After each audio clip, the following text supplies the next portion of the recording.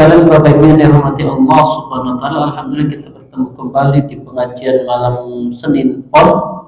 Yang mohon maaf malam Senin kami, malam Senin Pahing yang belum bisa dimulai karena satu hal, dan alhamdulillah kita bertemu kembali di majlis yang mulia ini. Yang seharusnya malam Senin Pon kita belajar tahsin karena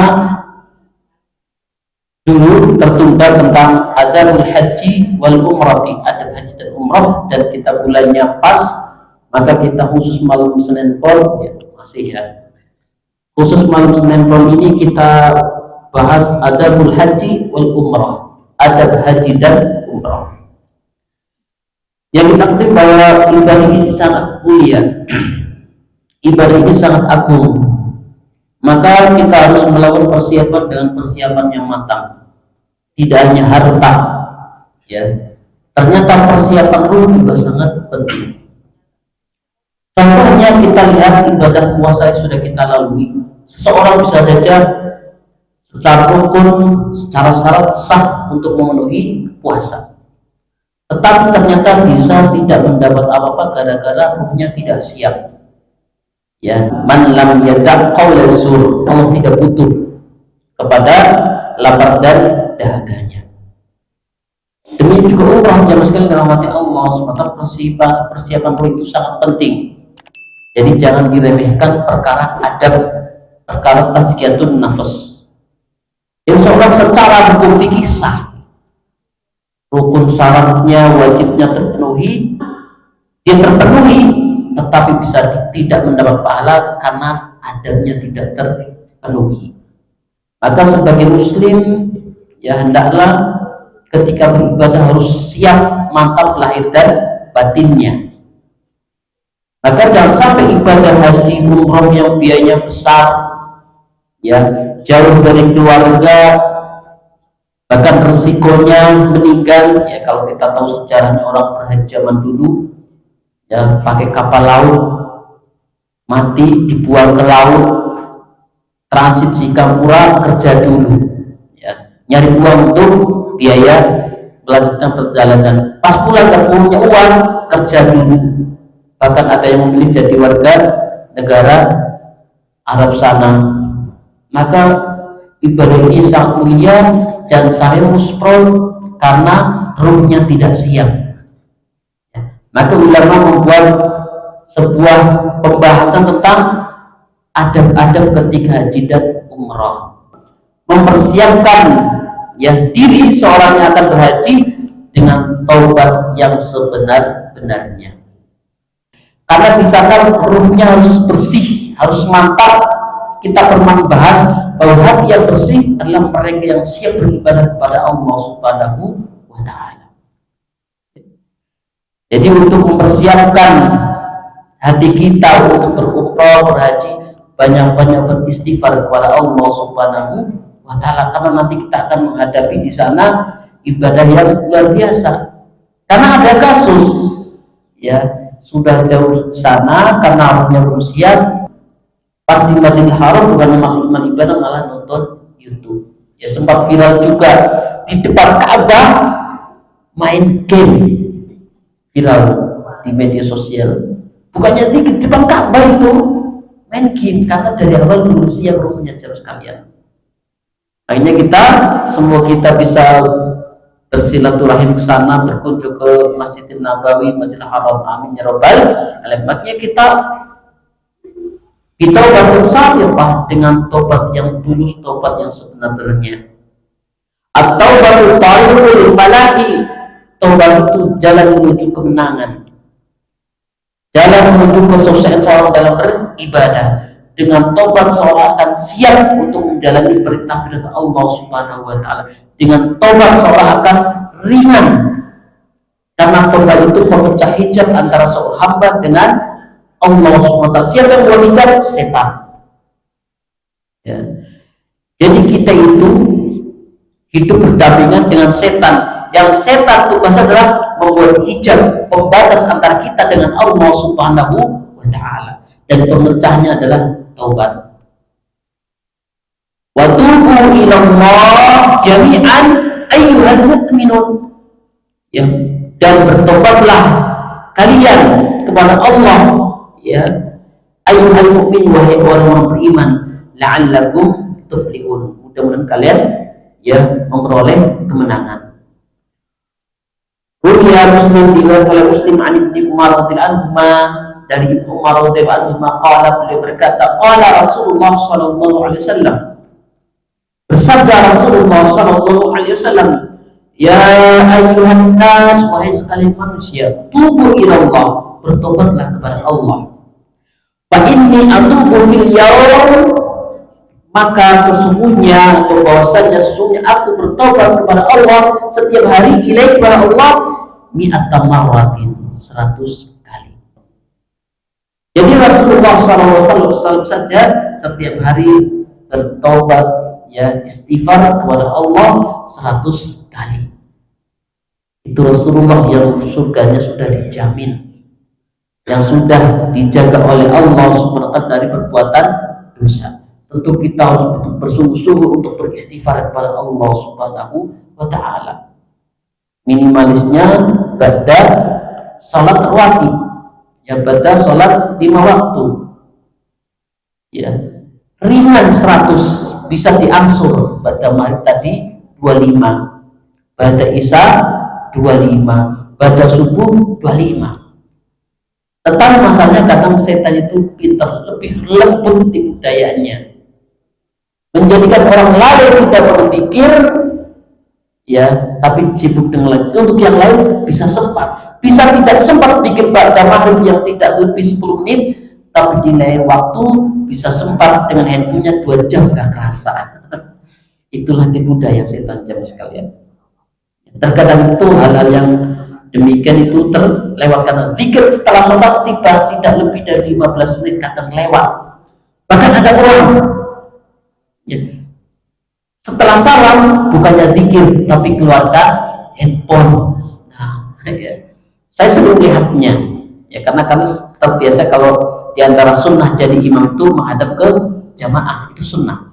Jadi sering melihat orang begitu selesai sholat salam langsung buka handphone. Bahkan juga tidak jarang melihat orang pas khutbah Jumat, khotib berkhutbah sibuk dengan handphonenya. Sesibuk apa ya, Jumatan cuma sekali seminggu kok masih sempat khotib naik mimbar buka handphone. Jadi Rasulullah SAW atubu fil yaumi ilaihi mi'ata marrah. Rasulullah SAW sehari itu 100 kali. Yang kedua, di antara orang yang akan melakukan haji atau umroh, persiapannya adalah, ya, menghilangkan diri kita, menjauhkan diri kita dari berbuat zalim, ya. Jadi segera minta maaf, minta dihalalkan orang-orang yang pernah kita zalimi, ya. Jadi selama persiapan jaga akhlaknya. Bisahihain an Abdillah, di dalam Sahih Bukhari dari Abdillah bin Umar radhiyallahu anhu, an Nabi sallallahu alaihi wasallam, dari Nabi sallallahu alaihi wasallam, adzulmu dzulumatun, kezaliman itu sumber kegelapan. Yaumal kiamah, di hari kiamat. Makanya nanti di antara hal yang paling menegangkan adalah ketika seorang dihisab di yaumil kiamat, orang-orang yang pernah dizaliminya datang menuntut. Ya, Masya Allah, ya. Sepanjang hidup kita pernah zalim dan tidak pernah menyelesaikan urusannya, nanti semuanya akan datang menuntut satu persatu, ya. Makanya kalau di dunia masih ada kesempatan, selesaikan di dunia, jangan sampai nanti diselesaikan di akhirat. Karena resikonya kalau diselesaikan di akhirat, pertama, pahalanya diberikan kepada orang yang kita zalimi. Kalau pahala kita habis karena saking banyaknya yang kita zalimi, dosanya orang yang kita zalimi ditimpakan kepada kita. Itulah yang namanya muflis.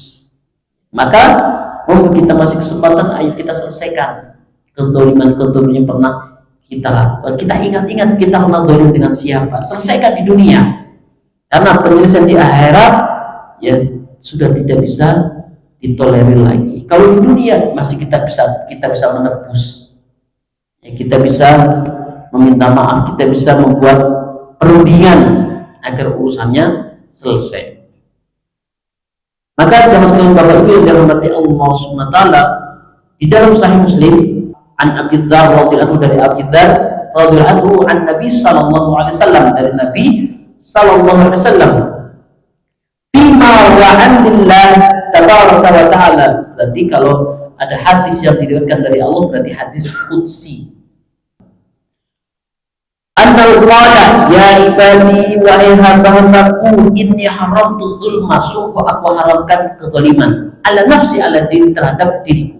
Apa kezaliman terhadap diriku? yakni menyekutukan Allah Subhanahu wa taala. Inna syirka la dzulmun adzim, sesungguhnya kesyirikan itu kezaliman yang besar. Jadi kezaliman ini ala nafsi adalah menyekutukan Allah Subhanahu wa taala. Wa ja'altuhu bainakum muharraman fala tadzalamu, maka janganlah kalian saling menzalimi. Jadi kita harapannya ketika mau umroh, ya, hatinya bersih, ya, tidak ada kedengkian, permusuhan. Jadi jangan sampai Bapak Ibu yang dirahmati Allah SWT, ibadah yang berat ini memang harus persiapannya bukan sekedar harta, tapi ruh, hati yang bersih. Maka tidak boleh meninggalkan dosa kezaliman. Minta maaf kepada tetangga-tetangga, ya, titip rumahnya yang tinggal, jadi minta maaf, salah dan sebagainya. Kemudian Bapak Ibu dirahmati Allah Subhanahu wa taala, berikutnya di antara adab, ya, orang yang berhaji dan umrah adalah an-nafaqatul halal, nafkah yang halal. Jadi kita ketika akan berhaji, berumrah, dari sumber yang halal.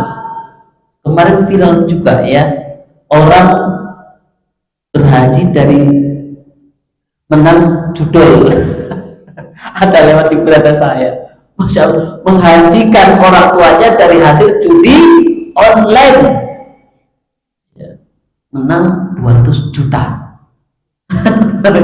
Haji plus, ya, ONH plus, Masya Allah, tetap menang judi online, Masya Allah, ya. Atau dari hasil menipu, tidak bisa. An musrawahu ya Muslim an Abi Hurairah, diriwayatkan dari Muslim dari Abu Hurairah radhiyallahu anhu, qala bil kata qala Rasulullah sallallahu alaihi wasallam, bersabda Rasulullah sallallahu alaihi wasallam, ayyuhan nas, wahai sekalian manusia, innallaha thayyibun, sesungguhnya Allah itu baik, ya.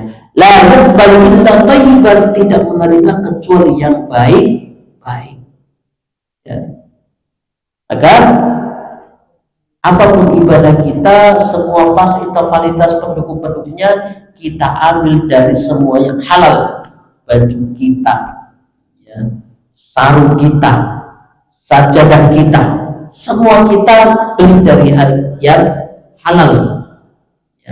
Termasuk di antara dalam sebuah riwayat, di antara sebab doa yang tidak terkabul, bagaimana doa mau dikabulkan sementara apa? Minumannya berasal dari yang haram, makanannya berasal dari yang haram, bajunya berasal dari yang haram, apalagi haji dan umrah, ya. Cari yang halal, ya, sampai kita sering hampir tiap tahun melihat berita orang-orang yang berhaji dari Telaten, ada tukang jamu, ya, ada tukang becak, ada tukang pijat, Masya Allah, ada tukang bubur naik haji sampai film. Jadi dari harta yang halal, jamaah sekalian dirahmati Allah Subhanahu wa taala, ya, karena innallaha thayyibun la yuqbalu illa thayyib. Kemudian al-ikhlasu fil hajj, ya, ikhlas ketika berhaji. Dan ini kunci jamaah sekalian, apalagi fitnah zaman sekarang adalah media sosial, ya. Jadi cobaan kita semua adalah media sosial zaman sekarang, karena ini beda tipis, ya.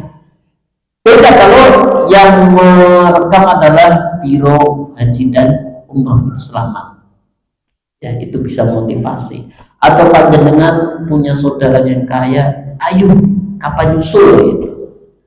Tapi hanya klub murni, ya, diumbar di media sosial, apalagi live TikTok, apalagi jelas-jelas ya dia ingin dapat gift ya, jadi apalagi yang ibadah yang mulia dan tahunan, ketika wukuf di Arafah, hindarkan semua itu, fokus beribadah kepada Allah, karena pada Arafah itu mulianya hanya tanggal 9, sisanya seperti biasa. Sisanya seperti, banyak ada orang yang luar biasa itu karena godaan handphone itu luar biasa. Luar biasa. Hati-hati. Karena ikhlas adalah kunci diterimanya amal jemaah sekalian. Panjenengan bisa terpenuhi semua visa yang tasrihnya sudah lengkap, semuanya sudah persiapan, bajunya, hotelnya, musnah gara-gara tidak ikhlas.